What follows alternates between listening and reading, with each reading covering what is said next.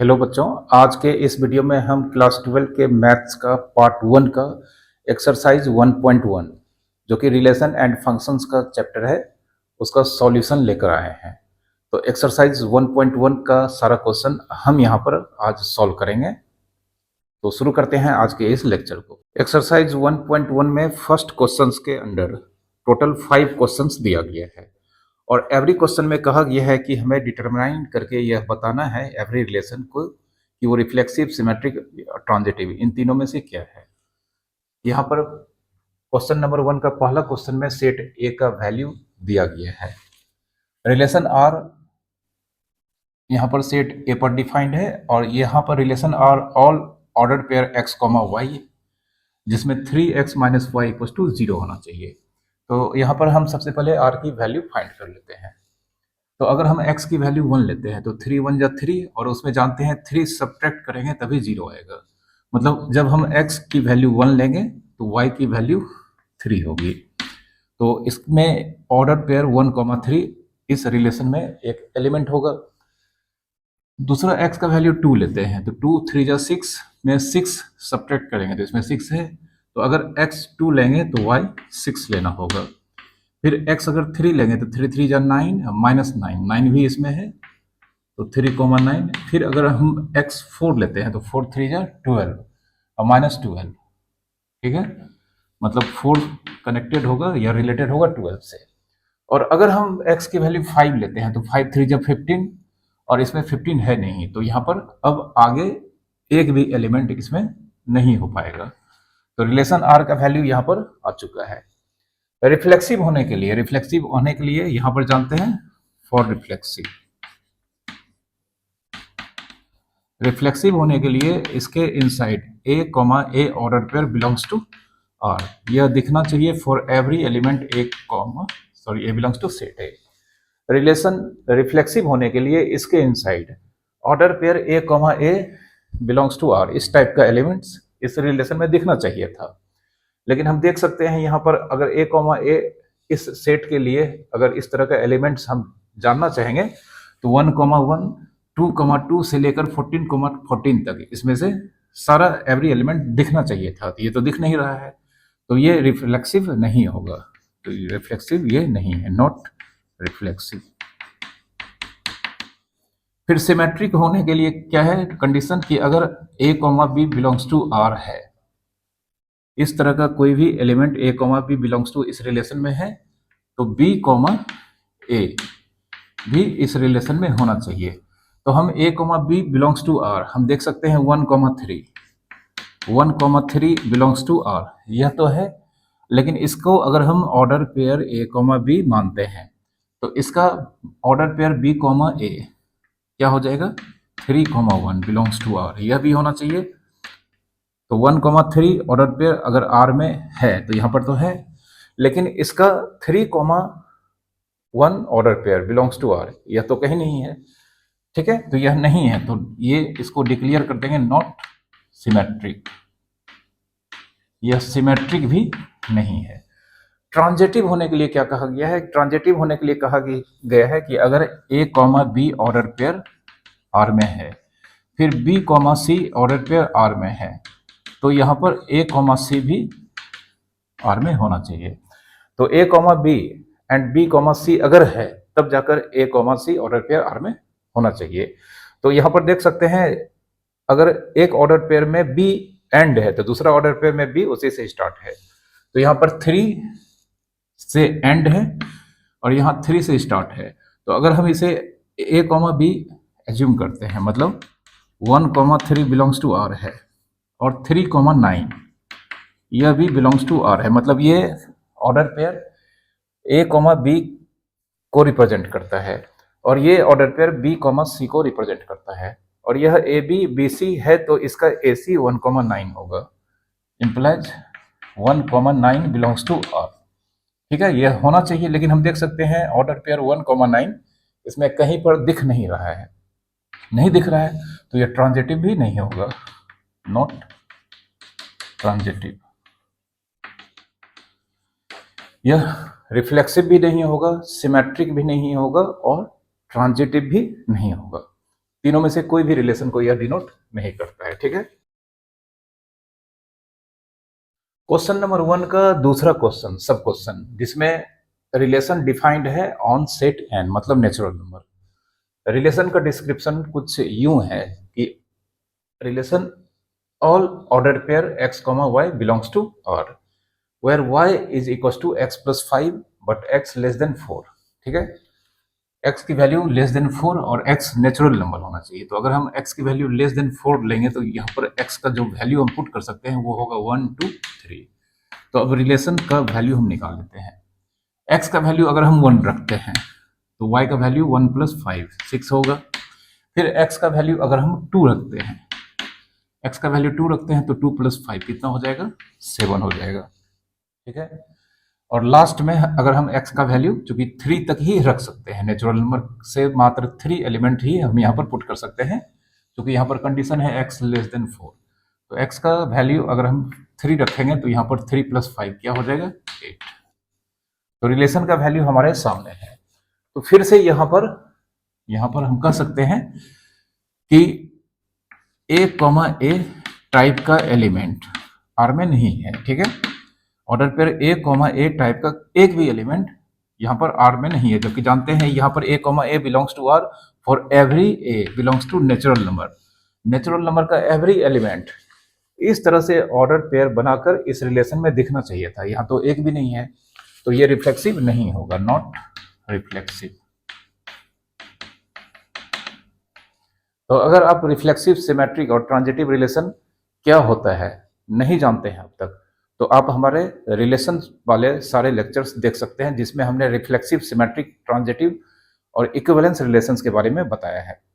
हम यहाँ पर डिस्क्रिप्शन में सारे मतलब जो लेक्चर्स हैं वह एक प्लेलिस्ट में हमने रखा है। तो उस प्लेलिस्ट का हमने लिंक दे रखा है, तो आप वहाँ पर जाकर इन लेक्चर्स को सर्च करके रिफ्लेक्सिव, सिमेट्रिक और ट्रांजिटिव के बारे में आराम से इसके कॉन्सेप्ट को समझ सकते हैं।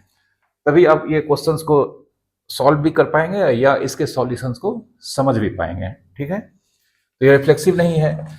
अब सिमेट्रिक होने के लिए हम जानते हैं यहाँ पर 1,6 यह रिलेशन में तो है, तो इसका 6,1 भी इस रिलेशन में होना चाहिए था, लेकिन 1,6 ऑर्डर पेयर इस रिलेशन में है, लेकिन यहाँ पर 6,1 बिलोंग्स टू आर, यह नहीं है, तो यह सिमेट्रिक भी नहीं होगा।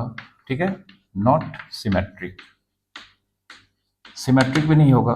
और ट्रांजिटिव होने के लिए बोलता है अगर a कॉमा बी, ठीक है, a comma B belongs to are है और b comma C belongs to are है, तो a comma C order pair भी बिलोंग्स टू आर होना चाहिए। मतलब किसी ऑर्डर पेयर में जो एंड है और दूसरा ऑर्डर पेयर में स्टार्ट है, तो वही ऑर्डर पेयर ए बी और बी सी का यहाँ वैल्यू होगा, और उसके लिए फिर हमें ए सी ढूंढना होगा। तो इसका सी मतलब इसका लास्ट 6 से हो रहा है और किसी का स्टार्ट यहाँ पर 6 से नहीं हो रहा है, तो यह ए बी है, इसका बी सी नहीं है, तो यह पास हो गया। ठीक है, इसके साथ इस तरह का कोई प्रॉब्लम नहीं है। फिर अगर हम इसको न्यू ऑर्डर पेयर ए बी एज्यूम करते हैं, तो इसका एंड 7 से हो रहा है और कहीं पर भी 7 से स्टार्टिंग नहीं दिख रहा है, तो ये ए बी है, इसका बी सी भी यहाँ पर नहीं है, तो इसके साथ भी इसका कंडीशन यहाँ पर नहीं लगेगा। फिर हम देख सकते हैं इसका एंड 8 से है, तो अगर ये नया ए बी है तो बी सी इसके लिए 8 समथिंग होना चाहिए, जो कि यहाँ पर कहीं नहीं है, तो इसके लिए भी यह कंडीशन यहाँ पर नहीं लगेगा। तो कहने का मतलब इस कंडीशन को यहाँ पर लगता हुआ इस रिलेशन के अंदर नहीं दिखाई दे रहा है। तो ट्रांजिटिव होने के लिए यह कंडीशन है कि अगर ए बी है, बी सी है, तभी हम जाकर ए सी ढूंढेंगे, और अगर ऐसा नहीं है तो ढूंढने की आवश्यकता नहीं है और रिलेशन ट्रांजिटिव हो जाएगा। तो यहाँ पर a B belongs to R and B C belongs to R implies a c belongs to are.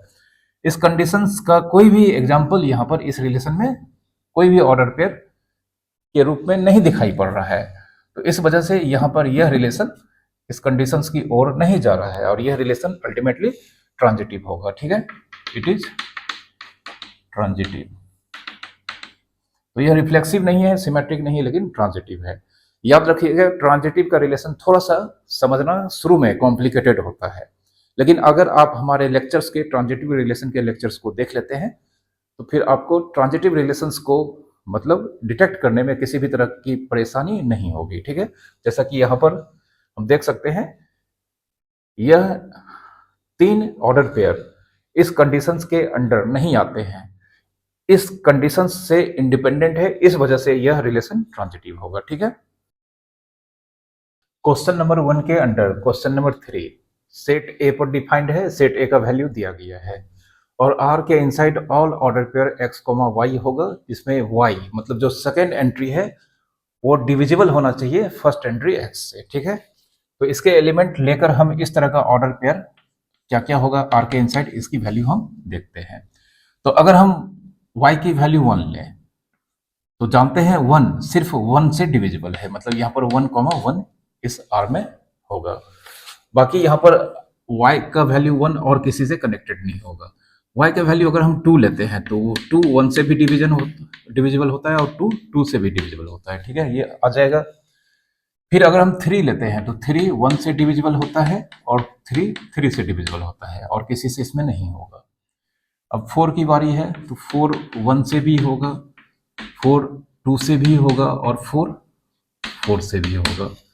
फिर 5 इसी तरह से 5 1 से होगा डिविजिबल और 5 5 से डिविजिबल होगा और 6 यहाँ पर 1 से होगा, 2 से होगा, 3 से होगा एंड अल्टीमेटली 6 से होगा।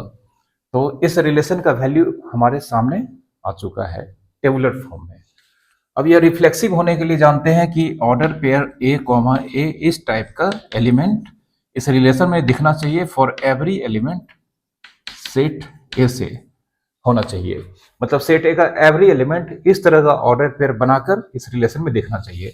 तो हम देख सकते हैं 1,1 है, यहाँ पर 2,2 भी है, 3,3 ऑर्डर पेयर भी है, 4,4 ऑर्डर पेयर भी है और 5,5 ऑर्डर पेयर भी है और 6,6 ऑर्डर पेयर भी है। तो रिफ्लेक्सिव होने के लिए जितना मिनिमम एलिमेंट्स ए ऑर्डर पेयर का इसके इनसाइड होना चाहिए था, इसमें 6 है तो 6 इस तरह के 6 एलिमेंट्स इसमें मिनिमम होने चाहिए थे। बाकी एक्स्ट्रा एलिमेंट से इसे कोई प्रॉब्लम नहीं है। ठीक है, तो यहाँ पर एग्जिस्ट कर रहा है, यह इस तरह का ऑर्डर पेयर इस रिलेशन में एग्जिस्ट कर रहा है, तो ये क्या हो जाएगा, it is reflexive.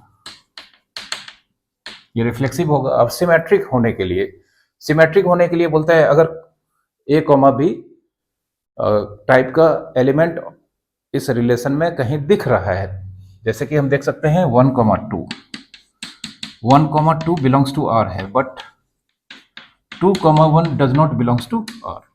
Order pair 1,2 इसके रिलेशन के इनसाइड तो दिखाई दे रहा है, लेकिन ऑर्डर पेयर 2,1 इस तरह का कहीं पर भी एक एलिमेंट जो इसको सिमेट्रिक होने के लिए ये अगर है तो ये भी होना चाहिए था, नहीं दिखाई दे रहा है तो ये सिमेट्रिक नहीं होगा। आगे बहुत सारा एलिमेंट इस तरह के कंडीशंस को फॉलो नहीं कर रहा है, लेकिन अगर हमें कोई एक भी मिल जाता है तो हम वहीं पर इसे स्टॉप कर देंगे और इसे डिक्लेयर कर देंगे सिमेट्रिक नहीं है, तो नॉट सिमेट्रिक, ये सिमेट्रिक नहीं है। अब ट्रांजिटिव होने के लिए हमें इसे अच्छे से देखना होगा।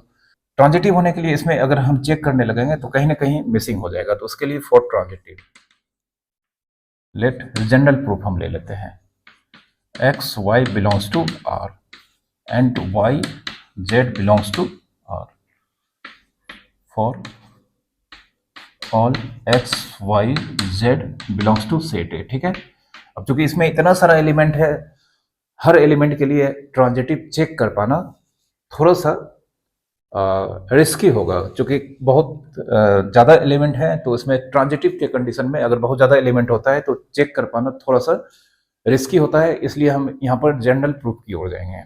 तो हम यहाँ पर x comma Y belongs to R let कर रहे हैं और y comma Z belongs to are यह भी लेट कर रहे हैं। एक्स वाई जेड ये तीनों इस सेट से लिया गया है एलिमेंट है, मतलब यहाँ पर 1 2 3 4 5 6 हो सकता है। अब x comma Y belongs to are है, तो अगर x comma Y belongs to are है तो स्टेटमेंट क्या बनेगा, y is divisible by x, y x से डिविजिबल है। ठीक है, and z is divisible by y. अब वाई कॉमा जेड भी आर में है तो यहाँ पर z y से डिविजिबल होगा। अब y डिविजिबल है x से और z डिविजिबल है y से, तो डेफिनेटली हमारा यहाँ पर z डिविजिबल होगा x से, ठीक है। y x से डिविजिबल है, मतलब y इक्वल्स टू mx होगा। y अगर x से डिविजिबल है तो y इक्वल्स टू mx होगा। m टाइम्स m यहाँ पर कोई नेचुरल नंबर हो सकता है, और z डिविजिबल है यहाँ पर y से, तो z equals to n y होगा, ठीक है। तो यहाँ पर हम कह सकते हैं z equals to n y, तो n और y के जगह पर क्या लिख सकते हैं, mx। अब z को यहाँ पर देख सकते हैं, ये z equals to m n into x, मतलब यहाँ पर m नेचुरल नंबर है, n नेचुरल नंबर है, और z equals to n m x, मतलब z equals to m n, m और नेचुरल नंबर है, तो यहाँ पर इन दोनों का प्रोडक्ट भी नेचुरल नंबर होगा, मतलब x times natural number z है, तो डेफिनेटली z डिविजिबल होगा किससे, x से। तो z is divisible bye x। अब z डिविजिबल है x से, तो अगर y डिविजिबल है x से, तो x कॉमा y r में है। तो इसी तरह से इस रिवर्स स्टेटमेंट से हम यहाँ पर क्या लिख सकते हैं, z is divisible bye x, ठीक है। z डिविजिबल है x से, तो देयरफॉर कह सकते हैं z x comma z belongs to r। तो यहाँ पर हमने एज्यूम किया था x comma y belongs to r है, y comma z belongs to r है, और इससे हमें x comma z belongs to r मिला है लॉजिकली, तो यह ट्रांजिटिव होगा, ठीक है, इट इज ट्रांजिटिव। अब यहाँ पर बहुत सारे एग्जाम्पल्स, मतलब इस रिलेशन में बहुत सारे एलिमेंट्स होने के वजह से ट्रांजिटिव एक एक एलिमेंट के लिए चेक कर पाना एक तो टाइम कंज्यूमिंग होता, और इसमें मिस्टेक होने के चांस भी हो सकते हैं। तो इसलिए हम यहाँ पर इसके डेफिनेशन के अकॉर्डिंगली हमने जनरल प्रूफ को यहाँ पर यूज किया है, ठीक है। अगर ट्रांजिटिव होने की संभावना होती है तो जनरल प्रूफ लेकर ही सॉल्व करना चाहिए क्वेश्चंस को। जब किसी सेट, जो कि अगर कोई रिलेशन किसी सेट पर डिफाइंड है, उसमें बहुत ज़्यादा एलिमेंट्स हैं, तो इसमें 6 एलिमेंट्स हैं, 2-3 एलिमेंट्स के लिए तो हम यहाँ पर चेक कर सकते थे, बट यहाँ पर इतने सारे एलिमेंट्स के होने के वजह से ट्रांजिटिव रिलेशन को यहाँ पर एक एक एलिमेंट के लिए चेक कर पाना टाइम कंज्यूमिंग प्लस रिस्की, मतलब रिस्की नहीं कर सकते हैं, मतलब मिस्टेक होने के चांस हो सकते हैं, ठीक है। तो ये क्वेश्चन 3 का सॉल्यूशन था।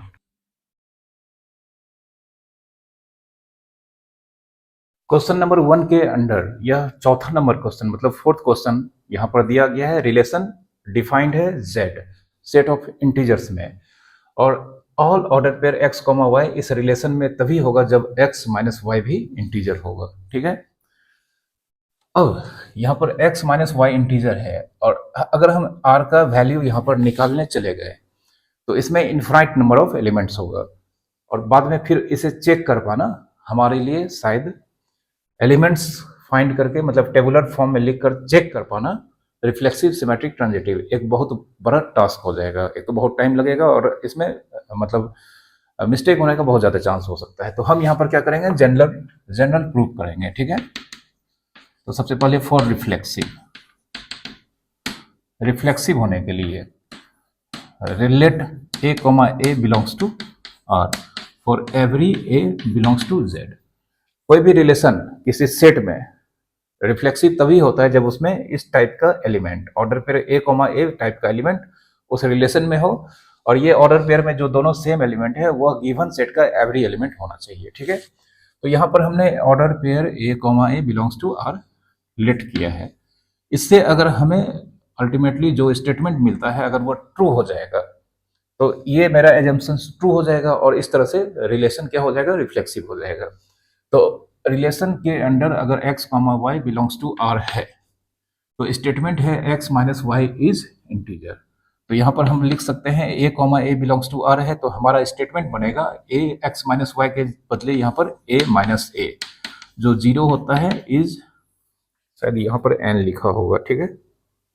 अच्छा n, हाँ n है यहाँ पर, n x minus Y is n। तो यहाँ पर a माइनस a जो 0 होता है इज एन इंटीजर। तो अब हमें यहाँ पर अपना सेंस जो हमारे पास कॉन्सेप्ट है उसे यूज करके इसे पढ़कर डिक्लेयर करना है ट्रू है या फॉल्स है। तो a minus A zero is an integer, यह स्टेटमेंट क्या है? ट्रू है। अब यह स्टेटमेंट ट्रू है तो जो हमने एज्यूम किया था वह क्या हो जाएगा? ट्रू हो जाएगा। जो शुरू में हमने लेट किया था वह स्टेटमेंट अब ट्रू माना जाएगा। तो therefore a comma A belongs to are for every a belongs to z। तो इट इज क्या हो गया? It is reflexive. यह रिलेशन रिफ्लेक्सिव होगा। ठीक है। जनरल प्रूफ में एक भी एलिमेंट को हमें टच नहीं करना है, एक भी एलिमेंट को यहाँ पर फिजिकली दिखाना नहीं है। वेरिएबल के हेल्प से यहाँ पर हम इसके प्रूफ को इस तरह से लिखते हैं और सारा वेरिएबल्स यहाँ पर बताना होता है कि किस सेट से लिया गया है, कौन कौन से एलिमेंट लिया गया है। तो यहाँ पर ए वेरिएबल हमने यूज किया है इस इंटीजर के सेट के लिए, और ए के आगे यह सिंबल बताता है कि ए के एवरी एलिमेंट यहाँ पर इन्वॉल्व है। ठीक है। और हमारा यह लॉजिकल स्टेटमेंट अल्टीमेटली ट्रू आया है, मतलब जो एजम्पशन है वह ट्रू हो गया है और इस वजह से यह रिफ्लेक्सिव होगा। ठीक है। थोड़ा सा यह चैप्टर चूंकि इसमें कैलकुलेशंस बहुत कम देखने को मिलेगा, जो भी क्वेश्चंस यहाँ पर हम सॉल्व करेंगे उसमें ज़्यादातर हमें लॉजिकल लैंग्वेज लिखना पड़ता है। तो इसके लिए इसलिए मैं कह रहा हूँ कि आपको रिफ्लेक्सिव, सिमेट्रिक, ट्रांजिटिव और इक्विवेलेंस रिलेशंस के सारे कॉन्सेप्ट्स, सबसे पहले थियोरेटिकल कॉन्सेप्ट्स अच्छे से मालूम होने चाहिए। तो इसके लिए आप हमारे इन रिलेशंस के लेक्चर्स सबसे पहले जाकर देख लें। डिस्क्रिप्शन में हमने प्लेलिस्ट का लिंक दे रखा है, इसके इनसाइड बहुत सारे लेक्चर्स आपको मिलेंगे। हर लेक्चर्स को आप देखें, सारे कॉन्सेप्ट्स, इन सारे रिलेशंस के बारे में आपका एकदम अच्छे से क्लियर हो पाएगा। ठीक है। अब इसको हम सिमेट्रिक के लिए भी इसी तरह से चेक करेंगे। ठीक है। तो सिमेट्रिक के लिए यहां पर लिखते हैं for symmetric, for symmetric. Symmetric के लिए let x, y belongs to r। इसमें जानते हैं दो डिफरेंट एलिमेंट्स इस तरह से एज्यूम किया जाता है, x, y belongs to r for all x, y belongs to set z। ठीक है। तो अगर x, y belongs to r हमने लेट किया है और y, x अगर हमें मिल जाता है तो यह सिमेट्रिक हो जाएगा।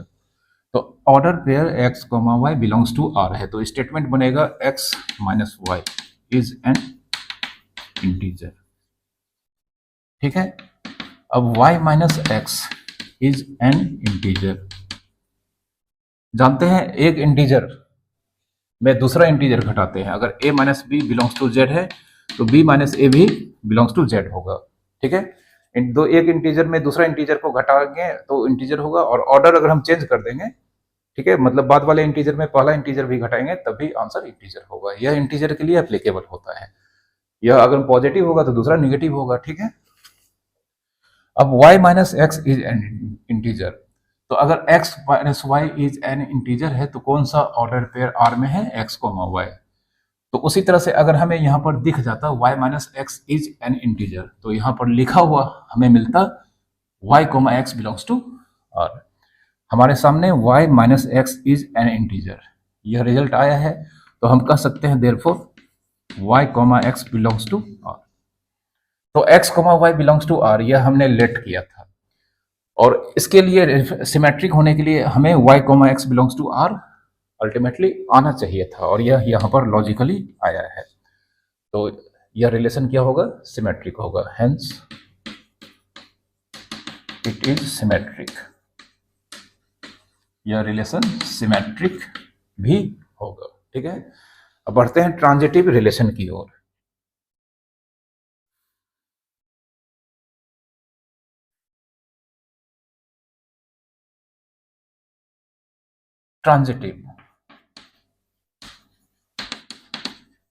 ट्रांजिटिव होने के लिए जो कंडीशन है वह हम यहाँ पर एज्यूम करेंगे। तो लेट यहाँ पर एज्यूम करेंगे a, b belongs to R and b, c belongs to R। a, b and b, c belongs to R यह हम एज्यूम किए हैं। अगर इन दोनों रिजल्ट से हमें order pair a, c belongs to R मिल जाता है तो यह ट्रांजिटिव हो जाएगा। अब यहाँ पर a, b, c क्या है? For all a, b, c belongs to set z। अब order pair A comma B belongs to are है, तो अगर order pair x comma Y belongs to are है तो स्टेटमेंट बनेगा x minus Y is an integer. तो यहाँ पर order pair x comma y के जगह पर order pair A comma B belongs to are है, तो स्टेटमेंट बनेगा a minus b is an integer. साथ ही साथ order pair B comma C belongs to R भी है, तो फिर से स्टेटमेंट बनेगा b minus C is an integer. अब a माइनस बी एक इंटीजर है और b माइनस सी एक दूसरा इंटीजर है, और हम जानते हैं दो इंटीजर को अगर ऐड करते हैं तब रिजल्ट फिर से इंटीजर होता है। तो हम यहाँ पर कह सकते हैं therefore a minus B plus b minus C, इसमें b कैंसिल हो जाएगा, बचेगा a minus C is an integer.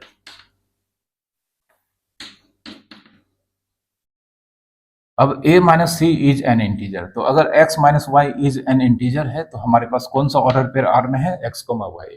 तो यहाँ पर a minus C is an integer हमारे सामने रिजल्ट आया है जब हमारे पास a comma b belongs to R order pair था और b comma c order pair belongs to R, यह ऐसा हमने लेट किया था। और इस लेट करने के चलते और जो डाटा दिया गया है क्वेश्चन उसके चलते यहाँ पर हमारे सामने a minus C is an integer statement मिल गया है। तो यहां हम लिख सकते हैं therefore a comma C order pair belongs to R। तो ट्रांजिटिव होने के लिए क्या कहा गया है कि अगर a comma B order pair R में है, b कॉमा सी ऑर्डर पेयर R में है, इन दोनों से अगर a comma C belongs to R relation में मिल जाता है तो यह रिलेशन ट्रांजिटिव होगा। तो हमने यह दिया हुआ नहीं था, हमने यह लेट किया था और इससे हमें a comma C belongs to R result मिल चुका है। मतलब कोई भी अगर a comma B and B comma C type का एलिमेंट रिलेशन में होगा तो उस दोनों A B and B C के लिए हमेशा ए सी रिलेशन में मिलेगा, ठीक है। और अगर ऐसा होगा तो रिलेशन क्या होगा, ट्रांजिटिव। तो यहां पर इट इज ट्रांजिटिव, यह रिलेशन ट्रांजिटिव होगा। तो कहने का मतलब यह रिलेशन सिमेट्रिक भी है, रिफ्लेक्सिव भी है और ट्रांजिटिव भी है, तीनों है। और जो रिलेशन तीनों होता है उसे इक्विवेलेंस रिलेशन कहा जाता है। तो देखा जाए तो यह रिलेशन एक इक्विवेलेंस रिलेशन को भी डिनोट करता है या रिप्रेजेंट करता है। ओके, ये क्वेश्चन नंबर 1 के अंडर क्वेश्चन नंबर 5 है और ये क्वेश्चन नंबर 5 के अंडर भी इसमें 5 अलग अलग क्वेश्चन है, जिसमें पहला क्वेश्चन ए नंबर है। और ये क्वेश्चन नंबर 5 में सारा क्वेश्चन जो 5 क्वेश्चन है वो सेट ए पर डिफाइंड है। सेट ए का डिस्क्रिप्शन है set of all human beings in a town at a particular time. मतलब सेट ए सारे ह्यूमन बींग्स के कलेक्शंस को डिनोट करता है जो एक खास टॉन में एक खास समय में एक साथ रहते हैं, ठीक है। मतलब एक टॉन है एक समय में, और उस एक समय में एक पर्टिकुलर टाइम में जितने लोग उस शहर में रहते हैं उस लोगों के कलेक्शन को डिनोट किया गया है ए से। रिलेशन आर का डिस्क्रिप्शन है all order pair x comma y, x and Y work at same place. Check करके बताना है रिफ्लेक्सिव सिमेट्रिक ट्रांजिटिव है या नहीं। अब यहाँ पर इस सेट ए में जो कि सारा ह्यूमन का कलेक्शन है, तो कितने ह्यूमंस हैं इसके बारे में कोई इंफॉर्मेशन नहीं है, लेकिन इसके हर एक ह्यूमन के बारे में यह मालूम है कि वह एक खास समय में एक टॉन में रहते हैं। तो यहाँ पर हम जनरल प्रूफ की ओर जाएंगे। तो late a comma a belongs to R for every a belongs to set A। Reflexive होने के लिए हम यह स्टेटमेंट जो डेफिनेशन में बताया गया है कि order pair a comma a belongs to relation में दिखना चाहिए for every set, for every element belongs to that set, जिसमें रिलेशन डिफाइंड किया गया है। तो हम यहाँ पर a comma a belongs to R यहाँ पर लेट किए हैं। तो हमारे सामने इस यहाँ पर जो स्टेटमेंट है इसको फॉलो करेंगे तो स्टेटमेंट बनेगा a and A work at same place। अब इस स्टेटमेंट को पढ़कर अपने सेंस को यूज करके डिक्लेयर करना है यह ट्रू है या नहीं है। तो A and A work at same place, क्या यह सही है? डेफिनेटली यह सही है कि पहला आदमी A है, दूसरा आदमी भी खुद वही है। इन दोनों आदमी के बारे में कहा जा रहा है, हालांकि ये दो आदमी नहीं बल्कि एक ही आदमी का दो बार नाम लिया गया है और कहा गया है कि यह वर्क करता है सेम प्लेस पे। तो अगर हम मान के चलते हैं कि एक आदमी ए वर्क करता है टाटा स्टील में, तो दूसरा आदमी भी तो वही है, तो A and A work at same place, that is Tata steel. यह बात बिल्कुल सही है, तो इसे हम डिक्लेयर करेंगे ट्रू। और यह ट्रू हो गया, मतलब जो हमने order pair a comma a belongs to R में है ऐसा लेट किया था, यह अल्टीमेटली ट्रू हो गया। तो इट इज क्या हो जाएगा, इट इज रिफ्लेक्सिव, यह रिफ्लेक्सिव होगा। ठीक है, ध्यान देना है, यहाँ पर किसी भी तरह का कोई भी कैलकुलेशन नहीं करना पड़ रहा है। इस तरह के स्टेटमेंट को या इस तरह के सॉल्यूशन को लॉजिकल प्रूफ कहा जाता है।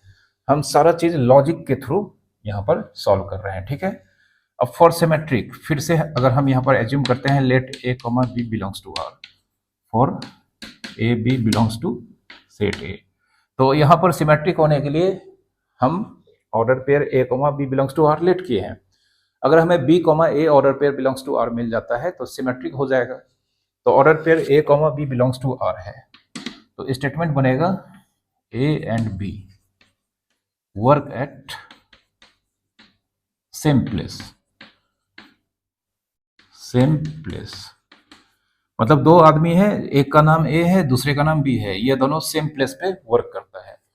दोनों हम मान लेते हैं टाटा स्टील में काम करता है, तो इसे हम इस तरह भी तो लिख सकते हैं, therefore b and A work at same place. अगर ए और बी दोनों टाटा स्टील में काम करता है तो बी एंड ए भी टाटा स्टील में काम करता है, ऐसा हम बोल सकते हैं, यह गलत तो होगा नहीं। लेकिन यहाँ पर B and A work at same place, तो अगर X and Y work at same place है तो कौन सा ऑर्डर पेयर आर में होगा, एक्स कॉमा वाई। तो अगर हम B and A work at same place है तो हम यहाँ पर लिख सकते हैं कौन सा order pair, B comma A belongs to are. ठीक है, तो हम यहाँ पर order pair A comma B belongs to are यह हमने लेट किया था। सिमेट्रिक होने के लिए हमें B comma A belongs to R आना चाहिए था, तो यहाँ पर हमारे पास order pair B comma A belongs to R logically आया है। ठीक है, तो ये क्या हो जाएगा, इट इज सिमेट्रिक, ये रिलेशन सिमेट्रिक भी होगा, समझ रहे हैं आप। ठीक है, और ट्रांजिटिव के लिए हम order pair A B and order pair B C belongs to are यह लेट करेंगे, और इससे अगर हमें ऑर्डर पेयर ए कॉमा सी मिल जाता है रिलेशन में तो ट्रांजिटिव हो जाएगा। ठीक है,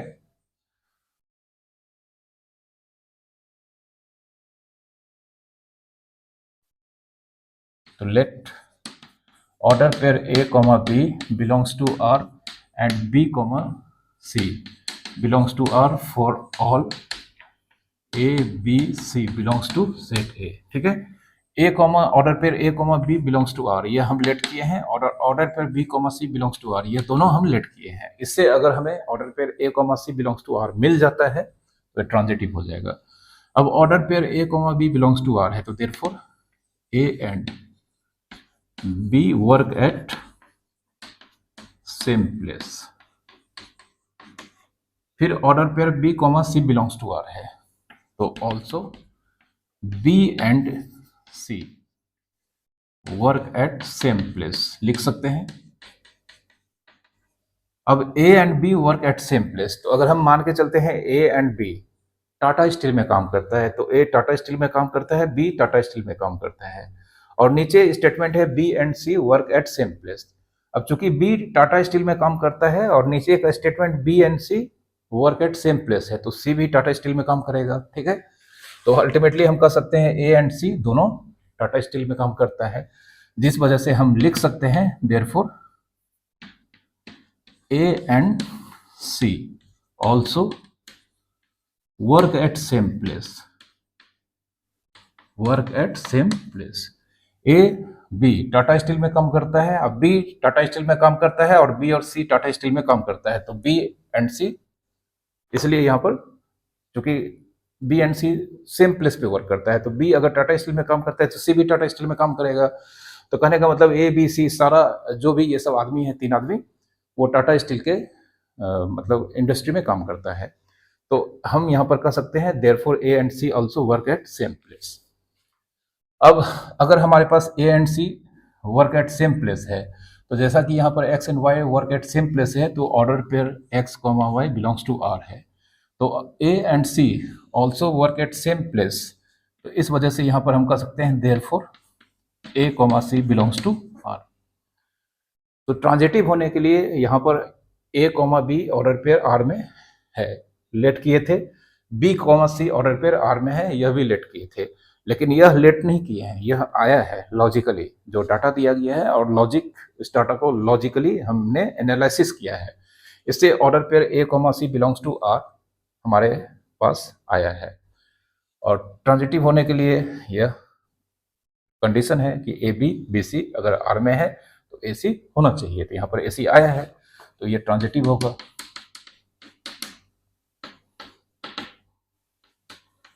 ठीक है, ए बी बी सी अगर आर में होगा तो ए सी आर में होगा ही। ठीक है, कहने का मतलब यहाँ पर हो गया कि अगर कोई भी एलिमेंट ए कॉमा बी टाइप का आर में है और बी कॉमा सी भी अगर आर में है तो उस कंडीशन में इन दोनों पेयर के लिए A comma C belongs to R मिलेगा ही। यह हमारे सामने रिजल्ट है, इस वजह से यह ट्रांजिटिव हो पाएगा। ठीक है, इसी 5 नंबर क्वेश्चन का सब क्वेश्चन बी, जो कि सेट ए पर डिफाइंड है। पहले इसका डिस्क्रिप्शन को हम लिखते हैं। क्वेश्चन नंबर 1 का 5 के under question number B set A पर डिफाइंड है। इसका डिस्क्रिप्शन कुछ यूं है, इसके इनसाइड जो भी element order pair X Y है उसमें दोनों एंट्री जो कि ह्यूमन बींग्स हैं, एक खास शहर में एक खास समय रहने वाले। तो कहा गया है X and Y live in the same locality. ये दोनों आदमी सेम लोकेलिटी में अगर लिव करते हैं, रहते हैं, तो यह इस रिलेशन में एज एन एलिमेंट होगा। ठीक है, अब इसके लिए भी हमें जनरल प्रूफ यूज करना होगा। तो सबसे पहले रिफ्लेक्सिव के लिए let x comma x belongs to are for every x belongs to set A. Reflexive के लिए हमें इस तरह का एलिमेंट चाहिए, x comma x belongs to R type का एलिमेंट चाहिए रिलेशन में, वह भी सेट ए के एवरी एलिमेंट के लिए, मतलब सारा आदमी के लिए यह वैलिड होना चाहिए। तो ये तो हमने लेट किया है। अगर यह स्टेटमेंट ट्रू हो जाता है तो रिफ्लेक्सिव होगा। तो स्टेटमेंट बनेगा हमारा इस स्टेटमेंट को देखकर, therefore x and x live in the same place. अब पहला आदमी x है, दूसरा आदमी भी खुद वही है, और इस कंडीशन में यहाँ पर एक ही आदमी के बारे में कहा जा रहा है कि live in the same place. तो अगर पहला आदमी, जैसे इसका नाम अगर हम मान लेते हैं कुछ भी है, मोहन सोहन जो भी हो, पहला आदमी अगर मोहन है, दूसरा आदमी भी मोहन है, और कहा जा रहा है कि Mohan and Mohan live in the same place. तो अगर मोहन किसी शहर के एक खास लोकेलिटी में रहता है और उसके बारे में 2 बार नाम लेकर बोला जा रहा है कि lives in the same place, तो इसमें थोड़ा सा कंफ्यूजन सुनने में तो लगेगा, लेकिन यह तो सही होगा, ट्रू होगा कि Mohan and Mohan lives in the same place. ठीक है, इन द सेम प्लेस नहीं, सेम लोकेलिटी, सेम लोकेलिटी, किसी शहर के एक खास मोहल्ले में रहता है। ठीक है, Mohan and Mohan lives in the same locality. पहला आदमी भी मोहन है, दूसरा आदमी भी मोहन है and lives in the same locality. Of course ये ट्रू होगा। ठीक है, हम अपने बारे में भी कह सकते हैं कि मैं जहां रहता हूं, मैं पहला आदमी और दूसरा आदमी भी मैं ही हूं and lives in the same locality. ये सही बात है। 2 आदमी भले यहाँ पर अगर होता lives in the same locality, तो वो हो भी सकता था और नहीं भी हो सकता था। 2 डिफरेंट आदमी अगर होंगे तो एक लोकेलिटी में रह भी सकते हैं और नहीं भी रह सकते हैं। लेकिन यहाँ पर 2 आदमी नहीं है, बल्कि दोनों यहाँ पर एक ही आदमी को डिनोट करता है और lives in the same locality. तो यह ऑलवेज ट्रू होगा। ठीक है, इसे हम डिक्लेयर करेंगे ट्रू। ये ट्रू हो गया, देयरफॉर ये क्या हो जाएगा, इट इज रिफ्लेक्सिव। ये रिफ्लेक्सिव होगा। सिमेट्रिक के लिए let x comma Y belongs to are for all x Y belongs to set A. Symmetric के लिए x comma Y belongs to set relation R assume किया है। अगर y comma x belongs to R मिल जाता है logically तो symmetric हो जाएगा। तो यहाँ पर x comma Y belongs to are है, तो स्टेटमेंट बनेगा हमारे पास x and y live in the same locality.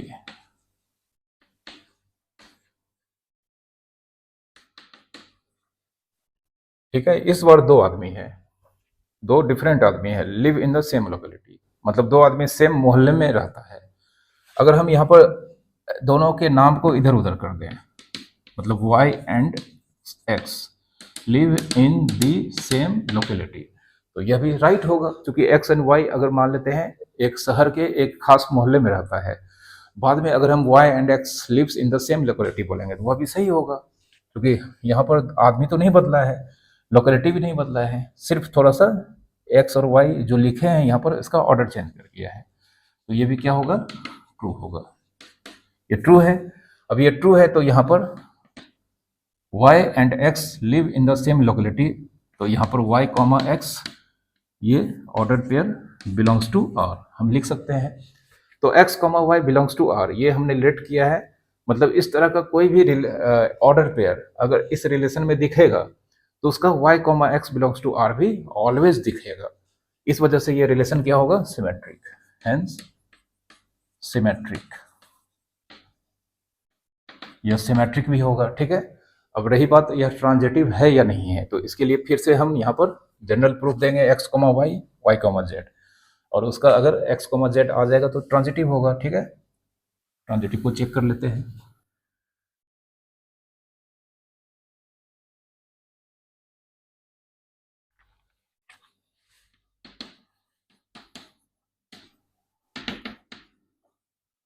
Transitive के लिए let x, y belongs to r and y, z belongs to R for all x, y, z belongs to set A. x, y belongs to R and y, z belongs to R, ये हम let किए हैं। अगर इससे हमें x, z belongs to R मिल जाता है तो ट्रांजिटिव होगा। अब x, y belongs to R तो स्टेटमेंट बनेगा therefore x and y live in the same locality, same locality। फिर y, z belongs to r है, तो एक दूसरा स्टेटमेंट बनेगा y and z live in the same locality. ठीक है।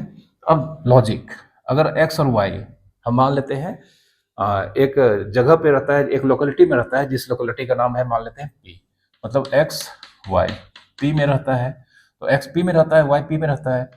फिर यहाँ पर y और z lives in the same locality, तो y z, अब y p में रहता है और y और z सेम लोकेलिटी में रहता है, तो वो z को भी p में ही रहना होगा, मतलब y और z भी p में ही रहेगा। ठीक है, x और y सेम लोकेलिटी में रहता है, तो मान लेते हैं x और y जिस मोहल्ले में रहता है उस मोहल्ले का नाम p है, मतलब x से पूछा जाए किस मोहल्ले में रहते हो तो वो आंसर होगा उसका p, y से पूछा जाए किस मोहल्ले में रहते हो तो आंसर होगा p। दूसरा लाइन में y एंड z भी सेम मोहल्ले में रहता है, अब y एंड z सेम मोहल्ले में रहता है, y p में रहता है, तो z भी p में ही रहेगा। तो अगर हम आपसे पूछें कि x और z किस मोहल्ले में रहता है, तो यहाँ पर x और z भी p मोहल्ले में रहता है, मतलब x and y lives in same locality, तो x and y live in same locality, live in the same locality, same locality. अब x and y live in the same locality, तो यहाँ पर कौन सा ऑर्डर पेयर R में होगा, therefore x, z belongs to R।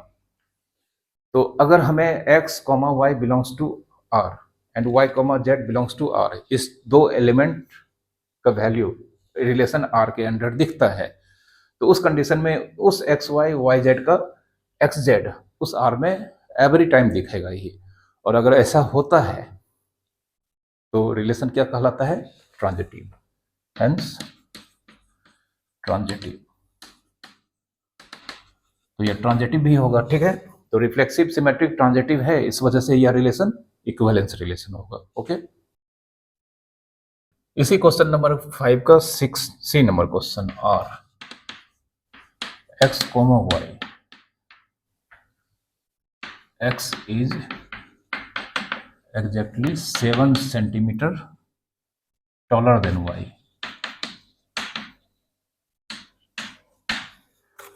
इस बार relation फिर से सेट A पर डिफाइंड है, और यहाँ पर ऑर्डर पर x, y रिलेशन में तभी होगा जब x y से 7 सेंटीमीटर टॉलर होगा। ठीक है, तो रिफ्लेक्सिव के लिए हम लेट कर लेते हैं x, y belongs to r, sorry x, x belongs to r for every x belongs to set A। तो x, x ऑर्डर पे बिलोंग्स टू r, यह हमने लेट किया है। देखते हैं स्टेटमेंट ट्रू होता है या नहीं होता है। देयरफॉर अगर x, y belongs to r है तो स्टेटमेंट है x is exactly 7 centimetre taller than y। यहाँ पर स्टेटमेंट होगा x is exactly 7 centimetre taller than x। अब यह कितना अजीब स्टेटमेंट है। कोई भी आदमी खुद से 7 सेंटीमीटर टॉलर, यह कभी नहीं हो सकता है। कोई भी आदमी खुद से 7 सेंटीमीटर टॉलर हो ही नहीं सकता है, वो तो खुद के बराबरी का होगा ना। तो ये इसे डिक्लेयर करेंगे फॉल्स। अब जो हमने ये एज्यूम किया था वो अल्टीमेटली फॉल्स हो गया है, तो ये रिफ्लेक्सिव नहीं होगा, नॉट रिफ्लेक्सिव। ये रिलेशन रिफ्लेक्सिव नहीं हो पाएगा, ठीक है। फिर सिमेट्रिक के लिए let x, y belongs to r for all x, y belongs to set A। Symmetric के लिए हमने x, y order pair belongs to r assume किया है। तो अगर हमें y, x belongs to r मिल जाता है तो सिमेट्रिक होगा, और नहीं मिलता है तो फिर सिमेट्रिक नहीं होगा। तो फिलहाल x, y order pair r है, तो स्टेटमेंट बनेगा therefore x is exactly 7 centimetre taller than y। इसे उल्टा लिखेंगे तो इसे लिखना होगा y is exactly 7 centimetre shorter. अगर x y से 7 सेंटीमीटर टॉलर है, ये x है ये y है, तो x अगर y से 7 सेंटीमीटर टॉलर है तो y x से 7 सेंटीमीटर क्या होगा, शॉर्टर होगा, छोटा होगा। तो y is exactly 7 centimetre shorter than x। अब y x से एग्जैक्टली 7 सेंटीमीटर शॉर्टर है, मतलब y x से एग्जैक्टली 7 सेंटीमीटर ग्रेटर नहीं है या टॉलर नहीं है, तो therefore y is not exactly 7 centimetre taller than x। मतलब हमारे पास स्टेटमेंट है y इज नॉट, मतलब नॉट लगा है, y is not exactly 7 centimetre taller than x। अब ये स्टेटमेंट से हम यहाँ पर क्या लिखेंगे, therefore y, x does not belongs to r। अगर यही नॉट की जगह पर सिर्फ ये लिखा हुआ मिलता y is exactly 7 centimetre taller than x, तो y, x order pair r में होता है, लेकिन यहाँ पर y इज नॉट है, ठीक है, क्योंकि ये शॉर्टर निकल गया, y x से शॉर्टर निकल गया 7 सेंटीमीटर, तो y x से एग्जैक्टली 7 सेंटीमीटर टॉलर नहीं होगा। तो मतलब y, x belongs to r नहीं होगा, तो नहीं है, तो यस का मतलब यहाँ पर नॉट सिमेट्रिक, यह सिमेट्रिक भी नहीं होगा। अगर x, y belongs to r है और y, x belongs to r आ जाता तो यह सिमेट्रिक हो पाता, लेकिन नहीं आया है तो यह सिमेट्रिक नहीं होगा, ठीक है। अब ट्रांजिटिव देखते हैं।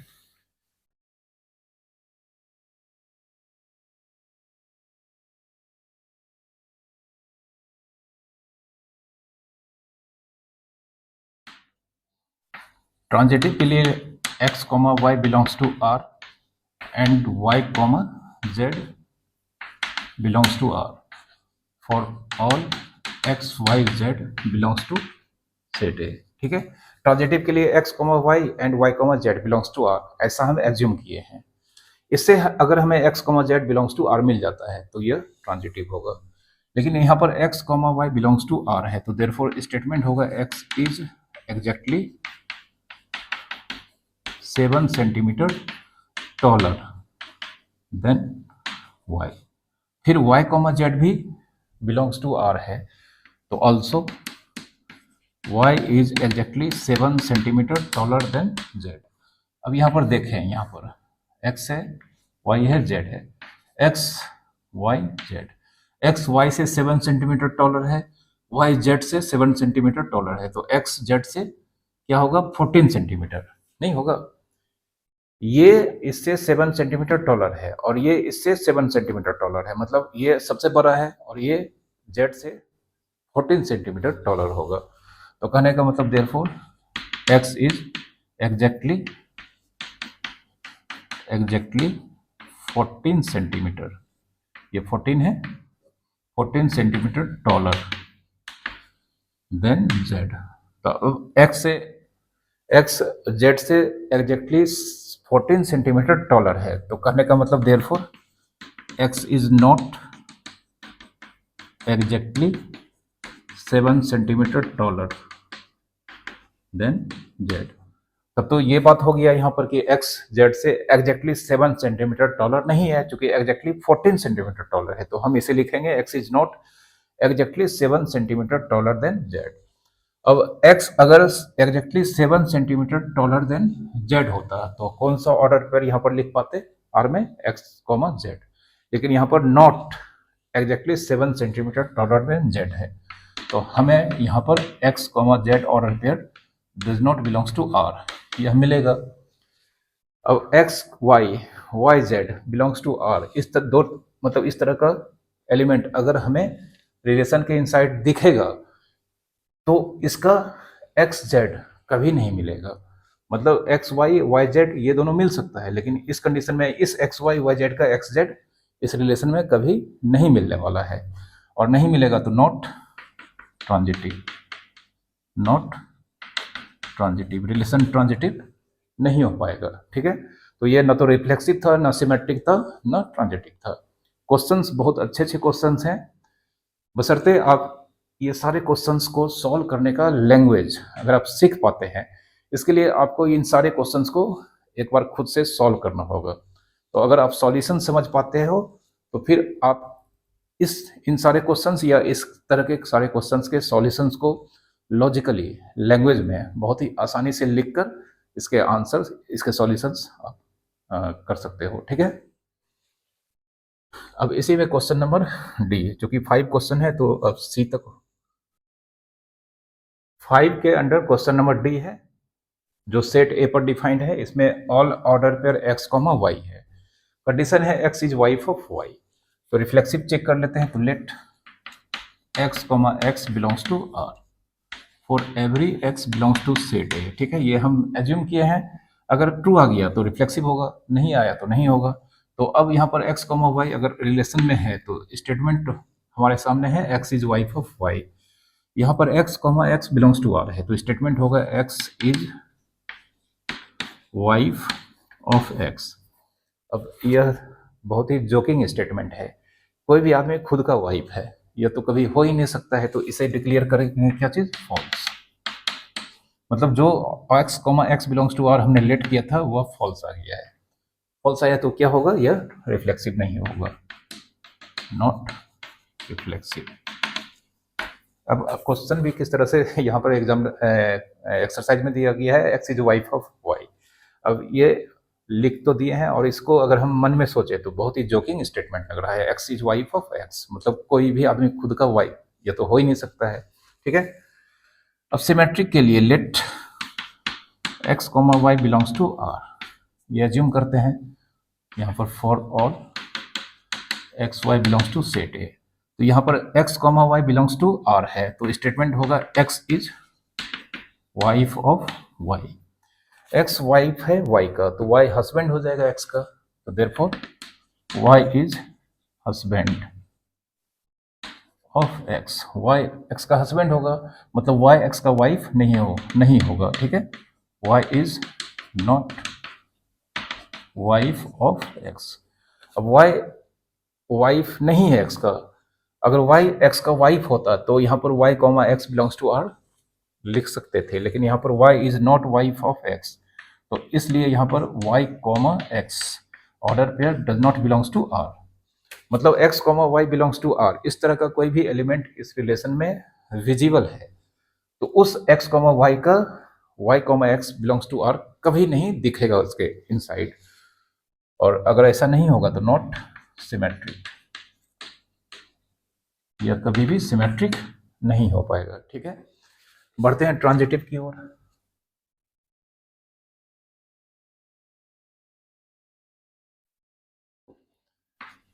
Late x, y belongs to r for all x, y belongs to set A। अब x comma Y belongs to are, ठीक है। अब y comma Z belongs to are, ये देखते हैं, पहले इसको हम थोड़ा सा डिस्क्राइब करते हैं। तो x is wife of y। अब यहाँ पर x comma Y belongs to are, ये अगर हम लेट करते हैं रिलेशन में तो x is wife of y, ये तो होगा ही। x यहाँ पर वाइफ है, मतलब ये क्या हो गया, ये फीमेल हो गया। और y का वाइफ है, मतलब ये क्या हो गया, मेल, ये हस्बैंड होगा। तो y मेल है और x क्या है, फीमेल है। तो x y belongs to r, y z belongs to r अगर हम लिखते हैं, ठीक है, अगर हम y comma z belongs to r लिखते हैं तो यहाँ पर x comma y belongs to r है, तो x हमेशा फीमेल होगा, ठीक है। अब ट्रांजिटिव के लिए बोलता है अगर x y है y z है तब x z होना चाहिए, लेकिन यहाँ पर x y belongs to r है और y z belongs to r, ये क्या हम रिलेशन में लिख सकते हैं, होगा नहीं होगा, क्योंकि यहाँ पर पहला एंट्री फीमेल होना चाहिए और यहाँ पर इस ऑर्डर पेयर में पहला एंट्री y जो कि मेल है, तो ये मेल है, ठीक है, और दूसरा मेल है, तो मेल मेल का वाइफ हो ही नहीं सकता है, ठीक है, मतलब ये तो कभी आएगा ही नहीं। मतलब x Y belongs to are यह मिलेगा, लेकिन Y Z belongs to are यह कभी नहीं मिलेगा। इसलिए नहीं मिलेगा कि यहाँ पर वाई मेल हो जाएगा और ये मेल, यहाँ पर जो मेल है उसका वाइफ, ऐसा कोई एलिमेंट इस रिलेशन के अंडर नहीं आएगा। तो Y comma Z belongs to are, ये क्या लिखेंगे यहाँ पर, नेवर कम्स। मतलब X comma Y belongs to are ये मिलेगा, लेकिन y comma Z belongs to are ये कभी नहीं मिलेगा। तो हमने आपको बताया है कि अगर a x comma Y belongs to are है और y comma Z belongs to are है, तब हमें x कॉमा जेड ढूंढने के लिए जाना होता है। लेकिन यहाँ पर x comma Y belongs to are है और y comma Z belongs to are, यह कभी आएगा ही नहीं। मतलब जो ट्रांजिटिव होने के लिए कंडीशंस बताया गया है डेफिनेशन में, उस ओर यह क्वेश्चन जाता हुआ नजर नहीं आ रहा है। X y and y z यह यहाँ पर होगा ही नहीं, ठीक है, उस ओर नहीं जा रहा है। तो उस ओर नहीं जा रहा है, इसलिए यह रिलेशन ट्रांजिटिव होगा, ठीक है। मतलब x Y belongs to are है and y Z belongs to are, ये कभी नहीं आएगा। तो हमें जो कंडीशंस है उस ओर जाना नहीं है, वो कंडीशन काम नहीं करेगा, तो देयरफॉर इट इज ट्रांजिटिव, ठीक है। एक्स वाई वाई जेड, तब हमें एक्स जेड ढूंढना होता है, और अगर एक्स वाई है वाई जेड नहीं है तो वहां पर ढूंढने के लिए नहीं जाना है और रिलेशन ट्रांजिटिव होगा। तो यहाँ पर एक्स वाई है वाई जेड ये होगा नहीं, तो ये रिलेशन ट्रांजिटिव होगा, ठीक है, ये रिलेशन ट्रांजिटिव होगा। कितना अजीब क्वेश्चन है, रिफ्लेक्सिव और सिमेट्रिक नहीं था लेकिन ट्रांजिटिव हो रहा है, ठीक है। अब इसका 5 नंबर का लास्ट क्वेश्चन ई, ठीक है। R all element of x comma y, x is father of y, ठीक है। सबसे पहले चेक करते हैं रिफ्लेक्सिव है या नहीं है। तो let x comma x belongs to are for every x belongs to set. अब x comma x belongs to are है, तो स्टेटमेंट होगा x is father of x. फिर से बहुत ही जोकिंग स्टेटमेंट हमारे सामने है, x is father of x. कोई भी आदमी खुद का फादर नहीं हो सकता है। मतलब x is father of x लिखे हैं, इसको अब डिक्लेयर करना है तो क्या बोलेंगे, फॉल्स, नॉट ट्रांजिटिव। ये फॉल्स आ गया, मतलब ये जो हमने जो एज्यूम किया था ये फॉल्स आ गया, तो ये ट्रांजिटिव नहीं होगा, नॉट ट्रांजिटिव, नॉट ट्रांजिटिव नहीं, नॉट रिफ्लेक्सिव। रिफ्लेक्सिव के लिए ये कंडीशन है तो रिफ्लेक्सिव नहीं होगा। सिमेट्रिक के लिए let x comma Y belongs to are for all x Y belongs to set A. तो x comma Y belongs to are है, तो यहाँ पर x is father of y, x father है वाई का, ठीक है, एक्स क्या है, फादर है वाई का। वाई एक्स का या तो सन होगा या डॉटर होगा, ठीक है। एक्स अगर फादर है वाई का तो ये वाई सन भी हो सकता है, डॉटर भी हो सकता है, तो देयरफॉर वाई इज सन या डॉटर ऑफ एक्स। वाई सन या डॉटर है एक्स का, तो वाई एक्स का फादर नहीं होगा, तो therefore y is not father of x. Y x का फादर नहीं है, तो वाई एक्स का फादर अगर होता तो यहां पर लिखते y x belongs to r. अगर एक्स वाई एक्स का फादर होता तो x is father of y है तो यहाँ पर x comma Y belongs to r ऐसा लिख सकते हैं, ठीक ना। मतलब तभी हम x comma Y belongs to r लिखेंगे। यहाँ पर अगर y is father of x होता तो यहाँ पर y x belongs to r लिखते, लेकिन यहाँ पर y is not father of x है तो यहाँ पर y comma x belongs to not belongs to r होगा। तो x कॉमा y इस तरह का कोई भी ऑर्डर पेयर इस रिलेशन में अगर होगा तो उस x कॉमा y वाले एलिमेंट के लिए कभी भी y comma x belongs to r इस रिलेशन के इनसाइड नहीं मिलेगा। और अगर जानते हैं नहीं मिलेगा तो ये सिमेट्रिक नहीं हो पाएगा, नॉट सिमेट्रिक, या रिलेशन सिमेट्रिक नहीं हो पाएगा, ठीक है। ट्रांजिटिव चेक कर लेते हैं इसका।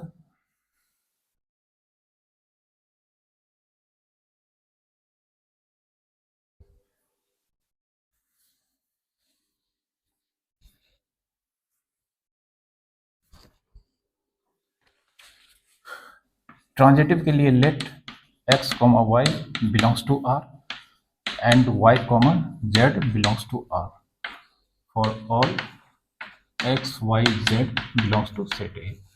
अब x comma y belongs to r तो therefore x is father of y, फिर y belongs to y comma z belongs to r, also y is father of z। तो अगर x y का फादर है, x y का father है और y father है z का, तो डेफिनेटली y क्या होगा, सन होगा। क्योंकि अब x फादर है y का और y भी फादर है किसी का, तो डेफिनेटली यह क्या होगा, सन रहा होगा, ठीक है। तो सन रहा होगा तो यहां पर x फादर है, x फादर है किसका, y का, तो y फादर है z का, मतलब x y का पापा है, y z का पापा है, तो x z का क्या हो जाएगा, ग्रैंड फादर हो जाएगा, नहीं। तो देयरफॉर x अगर y का फादर है, y अगर z का फादर है, तो x z का क्या हो जाएगा, ग्रैंड फादर, मतलब बाबा जी हो जाएंगे, ठीक ना। तो x is grand father of z।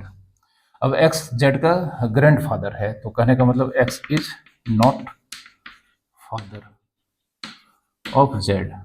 x तो फादर अब नहीं हो पाएगा z का, ठीक है। तो x कॉमा z